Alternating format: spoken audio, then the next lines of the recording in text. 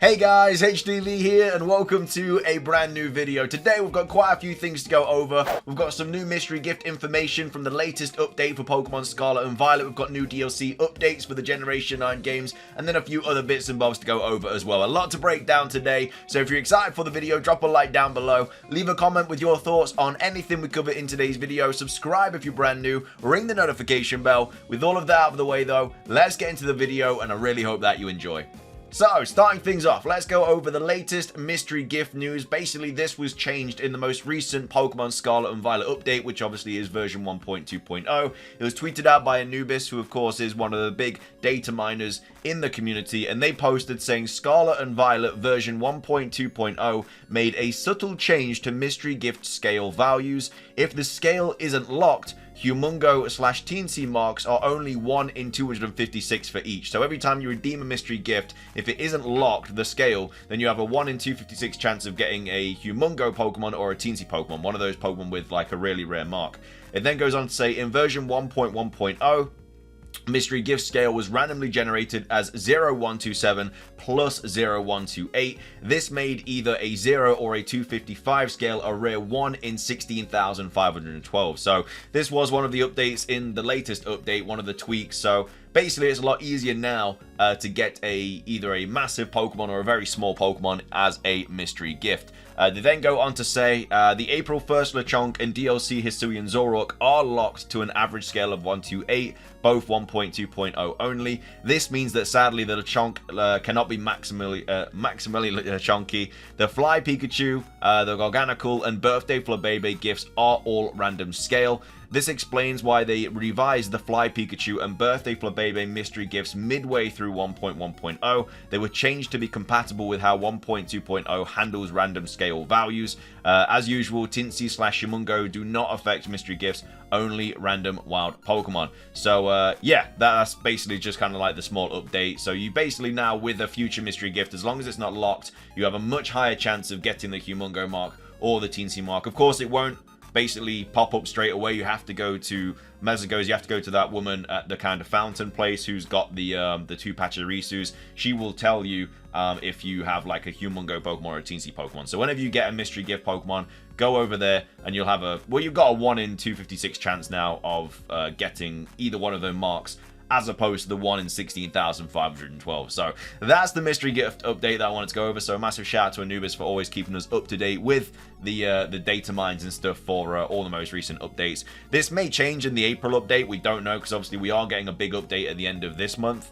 So hopefully it doesn't change, but yeah, that might patch a few more things. Of course, when that update happens, we'll go over it. All the kind of data patches and all that stuff will be reviewed and everything like that. Anyway, moving on, let's talk about this. So this is from the Pokemon anime, the Pokemon Scarlet and Violet anime. We've got Soul Silver out here saying, in the same way, it seems that this Indigo Academy also has nothing to do with the Blueberry Academy of Pokemon Scarlet and Violet. So if you weren't aware, this was basically the synopsis for episode 1. We covered it recently, and this was Annette saying, so it was confirmed that Laika will be studying at the Saki Academy, which is the Academy Indigo, the same as the Japanese name for the Indigo League, making it clear why she has a hairpin with the Indigo League symbol and that it has nothing to do with Ash. So obviously we thought that potentially she could be Ash's daughter or something like that, but she has no kind of correlation with Ash whatsoever. The reason that she has the pin in her hair, which is obviously the same symbol as Ash's original Indigo hat, is because of the Indigo League symbol. It's because she's studying at the Indigo kind of academy, whereas obviously Ash did the Indigo League. That is why they've got the same kind of symbol. So there's no kind of comparison with her and Ash. They are completely separate kind of people entirely. And then Soul Silverheart goes on to say, in the same way, it seems that this Indigo Academy also has nothing to do with the Blueberry Academy of Pokemon Scarlet and Violet. First off, it's called where I've lost my place. First off, it's called Blueberry in Scarlet and Violet and not Indigo. Second, this new anime academy is in Kanto, and we know for a fact that the Blueberry Academy is in and mostly under the sea somewhere. Could still be a part of Kanto, but seems unlikely. And then third, Saki seems to actually translate to quartz here. Lastly, we already know that the Indigo League has existed in Kanto for 20 plus years now. This is probably just an anime specific place that is possibly a branch off the Indigo League. Of course, I could always be wrong too, and it's some kind of pseudo Blueberry Academy. I do wonder how much of anime Pokemon Horizons will actually connect or even relate to Pokemon Scarlet and Violet and the DLC, because as of right now, it doesn't look like they are connected that much.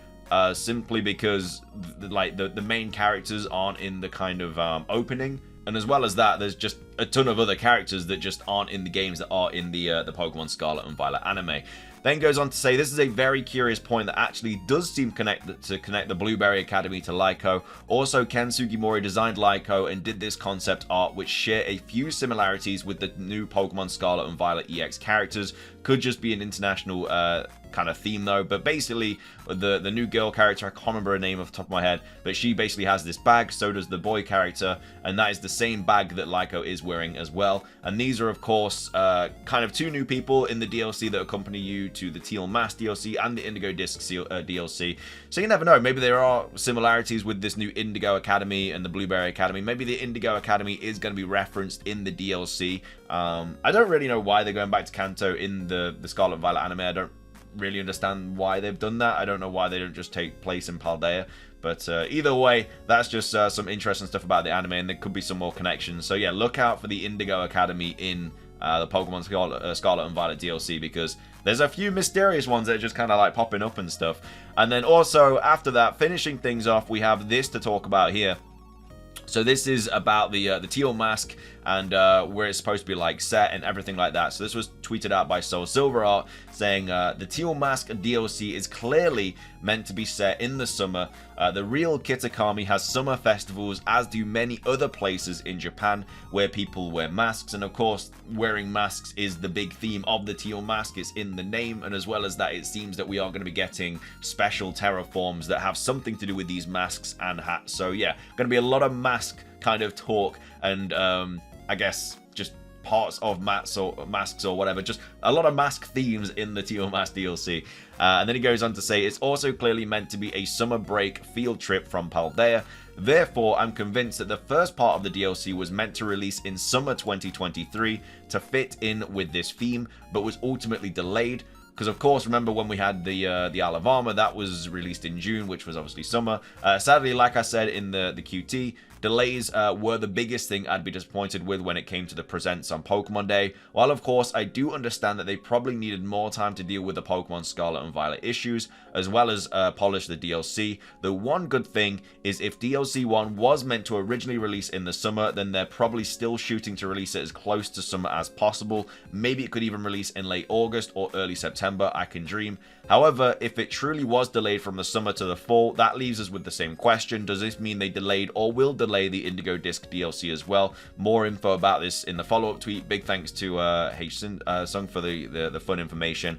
So yeah, I mean, obviously the release date is kind of all over the place, to be fair. It's very just in the air right now. They've given us two different release dates on the kind of trailer and on the website, on the e-store, e-shop, and everything like that.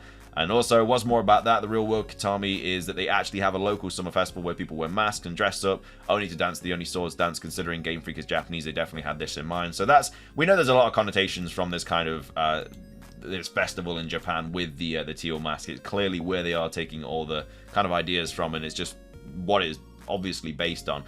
So I think it would be nice if the DLC did release in summer to kind of go in with this festival, but we're not too sure. We can still hope and pray that we do get something. Hopefully we get some news relatively soon. Like I said, we are getting an update for Scarlet and Violet at the end of this month. Pokemon Home, at the time I'm recording this, still isn't out, but hopefully we get something about that soon. And yeah, hopefully we just get like another trailer or at least the release dates for the Pokemon Scarlet and Violet DLC. Anyway, though, that is going to be everything from me. If you guys did enjoy today's video, please do consider hitting the like button down below. Let's try and hit 500 likes. It does really, really help out. Leave a comment with your thoughts on anything that we cover in today's video. Let me know if you guys ever come across a Humungo mystery gift or a teensy Pokemon mystery gift, because, like I say, 1 in 256 chance. It's not too bad, but still pretty rare, still pretty cool to get, especially because you'll have it in like a Cherish Ball and everything like that would be really, really cool.